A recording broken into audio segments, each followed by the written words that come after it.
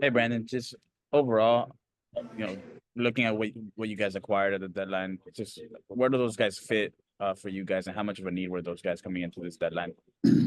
Yeah, I think, coming in, obviously we've had far more injuries than we expected. We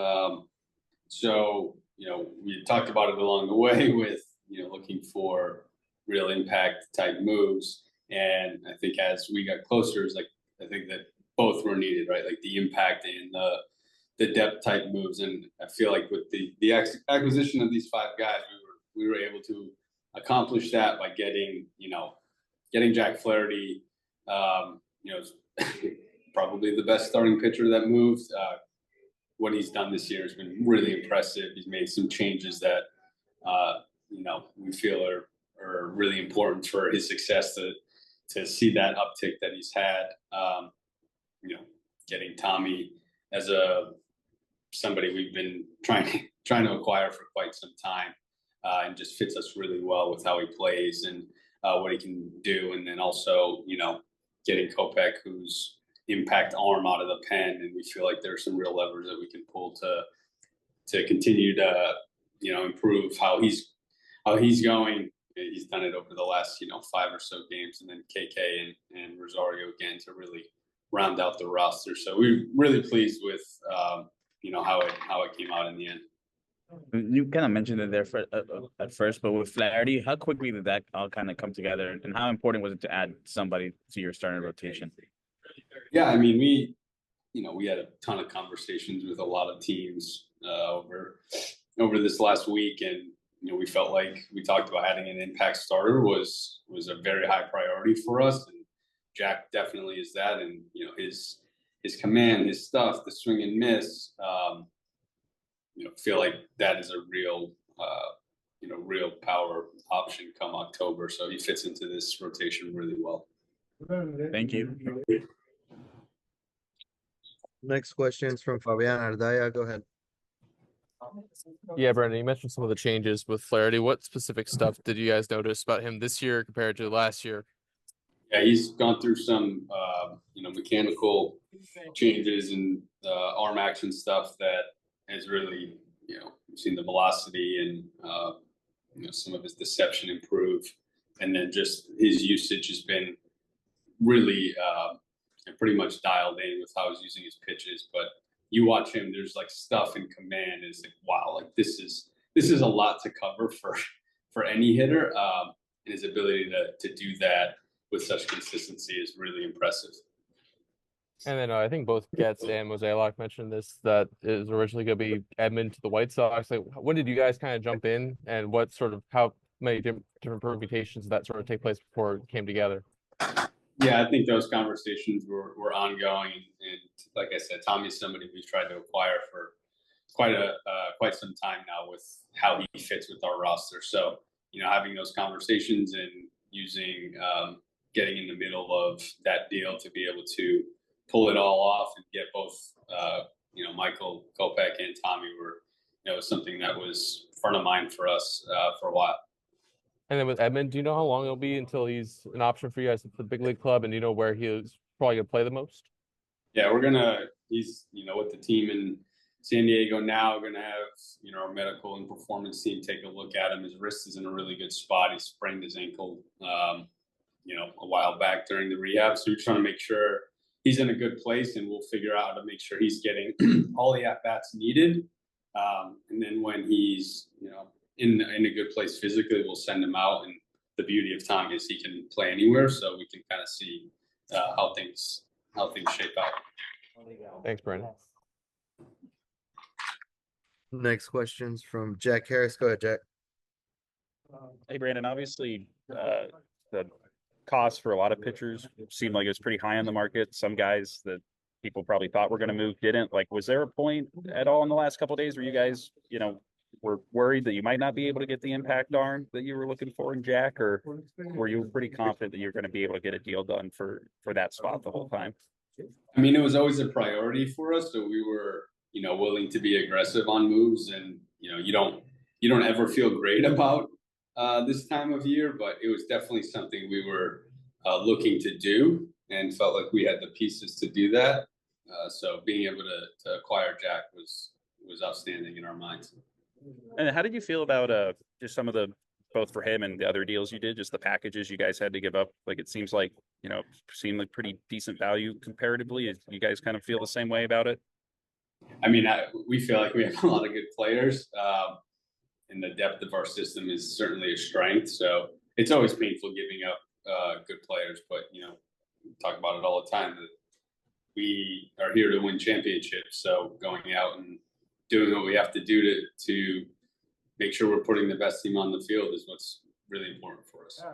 And then obviously you have a lot of guys that can do a lot of different things for you on the field. Like at this point, do you have sort of a preferred permutation for how you want the lineup to look, or was part of doing this to be able to read and react as guys either come back or just as the rest of the season kind of plays out?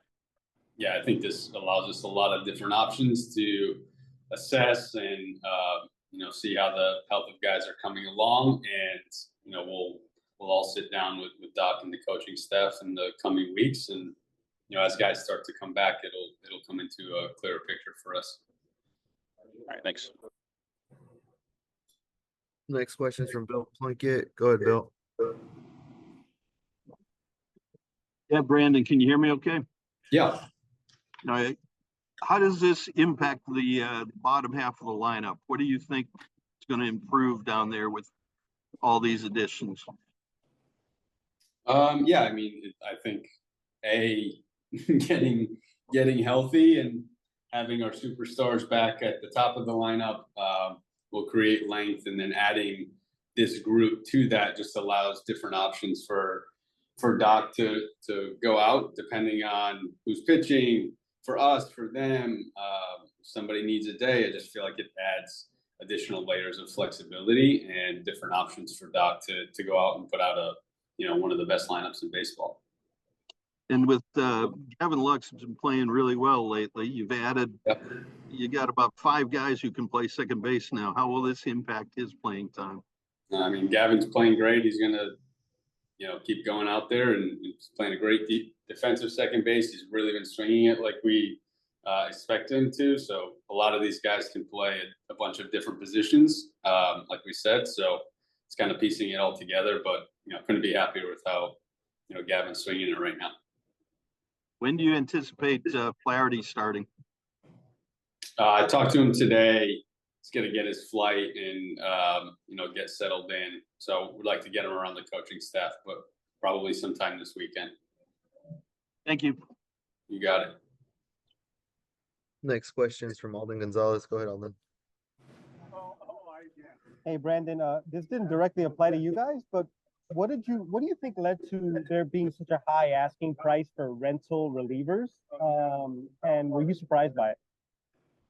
I think every year the market's just different, and can drive prices, and you get people who this is a time of year where people do things that they wouldn't normally do in the off season. So when you're a buyer, you end up paying prices that are going to be uncomfortable. And I think the relievers that were out there were pretty high impact. So you see teams really putting a high value on that, and then they're just willing to give up more value on that.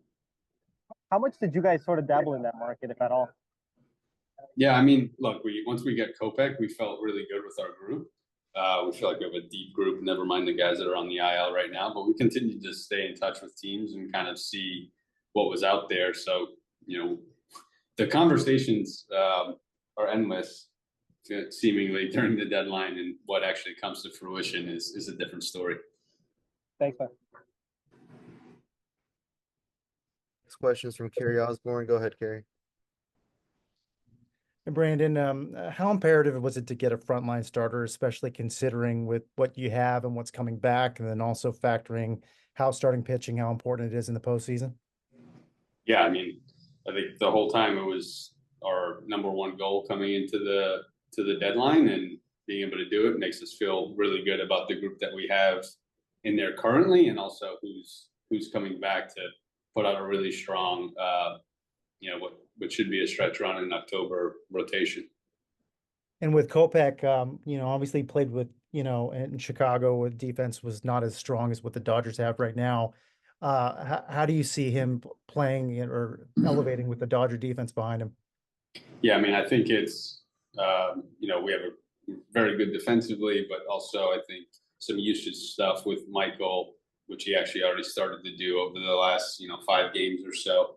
But it's one of the best fastballs in the game out of the pen. And then you start to mix in some secondary there. It's going to make everything play out. Thanks, Brandon. I got another question from Juan. Go ahead, Juan. Yeah, Brandon, I couldn't let this end without asking about Kiermaier. I almost led with it, but yeah, I figured you'd have another one. No, KK, excited to have him, talk to him earlier. He's really fired up. So we know what he brings to the team on the field. It's going to be double plus defense, and his speed, and then it's just a exceptional person and teammate on top of that. So we're fired up to have him. And you guys added a couple of guys who could play the infield too.